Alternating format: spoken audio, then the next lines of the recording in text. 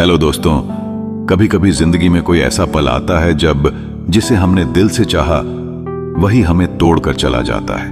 पर क्या हो अगर मैं तुमसे कहूं कि वही इंसान एक दिन खुद लौट कर आएगा और तुम्हारे पैरों में गिर के बोलेगा, मुझसे गलती हो गई, मुझे माफ कर दो। हाँ, यह मुमकिन है, लेकिन इसके लिए तुम्हें किसी का पीछा नहीं करना, किसी को मनाना नहीं, बस चुपचाप यह 7 काम करने हैं जो तुम्हें न सिर्फ उसके दिल में जगह वापस दिलाएंगे बल्कि उसे अपनी गलती का एहसास भी कराएंगे। तो अगर तुम भी चाहते हो कि वह खुद लौटे और माफी भी मांगे तो यह वीडियो आखिर तक जरूर देखना, क्योंकि आगे जो बातें मैं बताने वाला हूं वो तुम्हारी सोच पूरी तरह बदल देंगी। तो चलिए शुरू करते हैं इस वीडियो को। पहला पॉइंट, अपनी भावनाओं पर काबू पाना, इमोशनल डिटैचमेंट।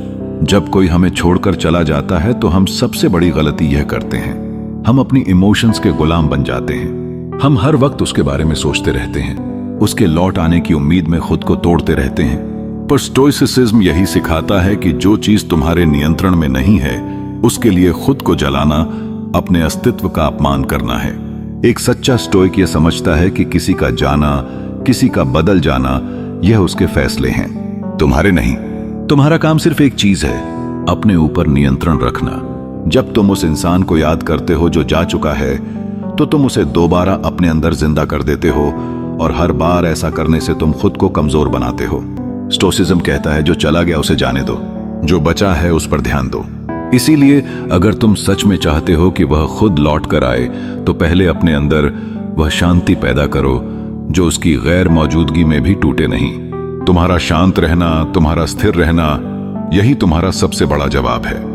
लोग तब लौटते हैं जब उन्हें एहसास होता है कि जिसे वह छोड़ आए थे वो अब भी वही है, पर पहले वाला नहीं रहा, वो और मजबूत और संतुलित बन चुका है। तो आज से खुद से वादा करो, कोई भी इमोशन, चाहे प्यार हो, गुस्सा हो या उदासी, तुम्हारे ऊपर हावी नहीं होगा। तुम्हारा माइंड तुम्हारे कंट्रोल में रहेगा, क्योंकि स्टोइसिज्म का पहला सिद्धांत यही है, तुम्हारे साथ क्या हुआ वो मायने नहीं रखता, तुमने उस पर कैसे प्रतिक्रिया दी वही तुम्हें डिफाइन करता है। दूसरा पॉइंट, अपने मूल्य को समझो और खुद को उसका प्रमाण बनाओ। Self worth through action. जब कोई हमें छोड़कर चला जाता है तो हम अक्सर यही सोचते हैं, क्या मुझ में कमी थी। हम खुद को दोष देने लगते हैं, अपनी ही कीमत कम आंक लेते हैं। लेकिन स्टोइसिज्म कहता है किसी का व्यवहार तुम्हारी वैल्यू का पैमाना नहीं हो सकता। एपिक्टेटस ने कहा था, अगर कोई तुम्हें छोड़ गया तो उसने सिर्फ अपनी सोच दिखाई है, तुम्हारी कीमत नहीं। सच्चा स्टोइक व्यक्ति कभी दूसरों की नजरों से खुद को नहीं मापता। वो जानता है कि उसकी वैल्यू उसके एक्शंस, उसके डिसिप्लिन और उसके कैरेक्टर से तय होती है, किसी की मौजूदगी या गैर मौजूदगी से नहीं। अगर वो इंसान तुम्हें छोड़कर चला गया तो अब तुम्हारा काम उसे याद करना नहीं है, बल्कि अपने अंदर वो वर्जन बनाना है जिसे छोड़ना किसी के लिए भी आसान ना हो। क्योंकि जब तुम अपनी वैल्यू को समझना शुरू करते हो तब दुनिया खुद तुम्हारे लिए बदलने लगती है। खुद को उस इंसान की तलाश में मत खो दो जो चला गया, खुद को उस इंसान में बदलो जिसे खो देना किसी के लिए सबसे बड़ी गलती लगे। यही स्टोइक रास्ता है। अपने दर्द को फ्यूल बनाओ और उसे खुद को साबित करने में लगाओ। जब तुम अपने काम, अपने व्यवहार और अपने शांत कॉन्फिडेंस से दुनिया को दिखाने लगते हो कि तुम्हें किसी वैलिडेशन की जरूरत नहीं, तब वही लोग जो तुम्हें नजरअंदाज करते थे धीरे धीरे तुम्हारी खामोशी में अपनी गलती ढूंढने लगते हैं। याद रखो, स्टोइसिज्म यह नहीं सिखाता कि दूसरों को सजा दो, वो सिखाता है कि खुद को इतना मजबूत बनाओ कि किसी की मौजूदगी या माफी तुम्हारी जरूरत ना रहे। और जब तुम उस लेवल तक पहुंचते हो तो वही इंसान जो चला गया था तुम्हारे बदले हुए सुकून और ताकत को देखकर खुद पछतावे में जलता है। तीसरा पॉइंट, उसकी गैर मौजूदगी पर प्रतिक्रिया देना बंद करो। Silence is your power. जब कोई हमें छोड़ जाता है तो अंदर से सबसे ज्यादा जलाने वाली चीज उसकी खामोशी नहीं बल्कि हमारी अपनी बेचैनी होती है। हम बार बार सोशल मीडिया चेक करते हैं, उसकी लास्ट सीन देखते हैं, उसके पोस्ट पर नजर रखते हैं और हर बार हम खुद को यह याद दिलाते रहते हैं कि वो अब हमारी जिंदगी में नहीं है। पर स्टोइसिज्म हमें यही सिखाता है, जिस चीज पर तुम्हारा नियंत्रण नहीं उसके पीछे अपनी शांति मत खो। जब तुम उसकी गैर मौजूदगी पर रिएक्ट करना बंद कर देते हो तो तुम अपनी ताकत वापस पा लेते हो। तुम्हारी खामोशी तब सिर्फ खामोशी नहीं रहती, वो एक मैसेज बन जाती है कि अब तुम किसी के फैसले से नहीं टूटते।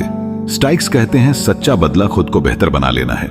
जब तुम जवाब देने, स्पष्टीकरण मांगने या दिखाने की कोशिश नहीं करते कि तुम भी ठीक हो, बल्कि सच में खुद को अंदर से ठीक करने लगते हो, तब तुम्हारा व्यवहार एक शक्ति बन जाता है। लोगों को सबसे ज्यादा झटका तब लगता है जब वह देखते हैं कि उनके जाने के बाद भी तुम पहले से ज्यादा शांत, स्थिर और आत्मनिर्भर हो।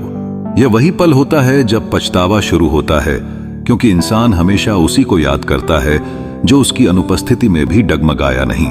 तो अगर तुम चाहते हो कि वह लौटे, तो उसे अपने शब्दों से नहीं, अपनी चुप्पी से जवाब दो। क्योंकि स्टोइसिज्म यह नहीं कहता कि दूसरों से दूर रहो, बल्कि यह कहता है खुद के भीतर इतने मजबूत बनो कि किसी की गैर मौजूदगी तुम्हें तोड़ ना सके। जब तुम खुद पर इतना कंट्रोल पालोगे तो उसकी बेचैनी शुरू होगी। वह खुद सवाल करने लगेगा, क्या उसने सच में मुझे भुला दिया? और यहीं से शुरुआत होगी उसकी वापसी की। चौथा पॉइंट, अपनी ऊर्जा को अपने उद्देश्य में लगाओ। Shift pain in purpose. जब कोई तुम्हें छोड़ जाता है तो उसके जाने के बाद जो खालीपन पैदा होता है, वो खालीपन सिर्फ प्यार का नहीं होता, वह उस जगह का होता है जहां पहले तुम्हारी एनर्जी बहती थी। और अगर तुम उस एनर्जी को बस सोचने, रोने या उम्मीद लगाने में लगा दोगे, तो तुम खुद को उसी जगह अटका दोगे जहां से वह तुम्हें छोड़कर गया था। स्टोइसिज्म हमें सिखाता है जो दर्द तुम्हें मिला है वही तुम्हारी अगली ताकत बन सकता है, अगर तुम उसे सही दिशा में लगाओ। एपिक्टेटस ने कहा था, जो भी होता है उसे वैसे ही स्वीकार करो जैसे होना चाहिए। इसका मतलब यह नहीं कि हार मान लो, बल्कि यह कि अब जो कुछ हुआ है उसे फ्यूल बनाओ, अपने काम, अपने लक्ष्य, अपनी ग्रोथ के लिए। जिस दिन तुम अपने दर्द को अपने पर्पस में बदल देते हो, उसी दिन तुम अपनी किस्मत बदलना शुरू कर देते हो। क्योंकि अब तुम्हारी एनर्जी किसी इंसान पर नहीं, बल्कि अपने भविष्य को बनाने में लगती है। स्टोइक व्यक्ति हर घटना को एक अवसर की तरह देखता है। कोई चला गया, ठीक है, अब मेरे पास और समय है खुद को बेहतर बनाने का। किसी ने धोखा दिया, बढ़िया, अब मुझे समझ आया कि मुझे किस पर भरोसा नहीं करना चाहिए। हर घटना उसे रिफाइन करती है, ना कि तोड़ती है। जब वो इंसान जो तुम्हें छोड़कर गया था देखता है कि तुम अब भी वही नहीं रहे, कि अब तुम हर दिन अपने लक्ष्य की तरफ बढ़ रहे हो, अपने काम में डूबे हो, अपने पैशन में जले हुए हो, तो उसके अंदर एक गहरी बेचैनी पैदा होती है। वह सोचता है, मैंने जिसे छोड़ा था वह तो अब पहले से कहीं ज्यादा मजबूत, स्थिर और सफल बन गया है।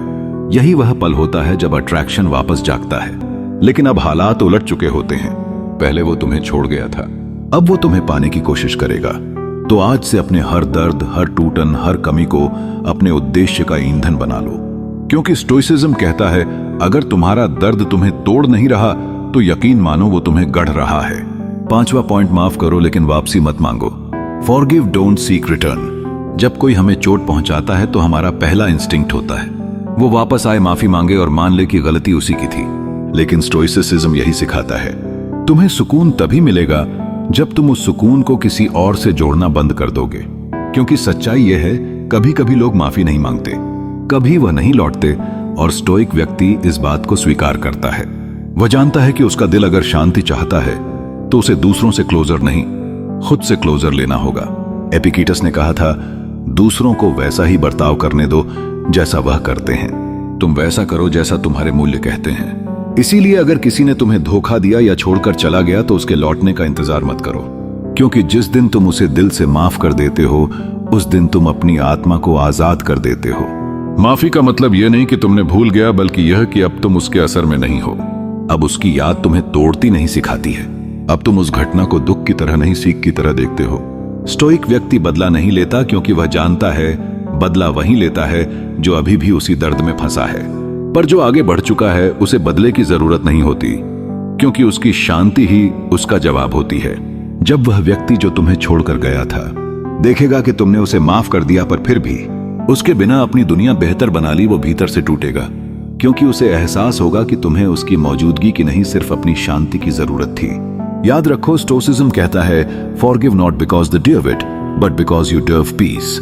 मतलब माफी किसी और के लिए नहीं, खुद के सुकून के लिए दो। और यही वो पल होता है जब संतुलन पलट जाता है, क्योंकि अब वह लौटना चाहता है, पर तुम अब लौटने की जरूरत महसूस ही नहीं करते।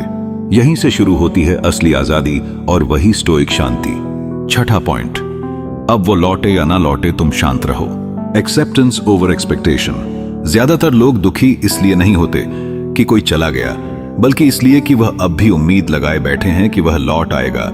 और स्टोइसिज्म यही सिखाता है, उम्मीद जब किसी और से बन जाती है तब दुख तय हो जाता है। स्टोइक व्यक्ति जानता है कि इंसान का नियंत्रण सिर्फ 3 चीजों पर होता है, उसके विचार, उसके कर्म और उसकी प्रतिक्रियाएं। बाकी सब किसने क्या किया, कौन लौटेगा कौन नहीं, यह सब उस नियंत्रण के बाहर है। इसलिए अगर तुम सच में शांति चाहते हो तो सबसे पहले यह स्वीकार करो, कि शायद वह कभी लौट कर ना आए, और अगर आए भी तो वही पुराना रिश्ता शायद पहले जैसा ना हो। इस सच्चाई से भागो मत, उसे स्वीकार करो।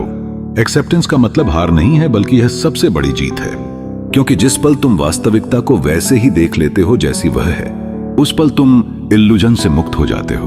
मार्कस ऑरेलियस ने कहा था, जो कुछ होता है वही ठीक है, क्योंकि वही प्रकृति की इच्छा है।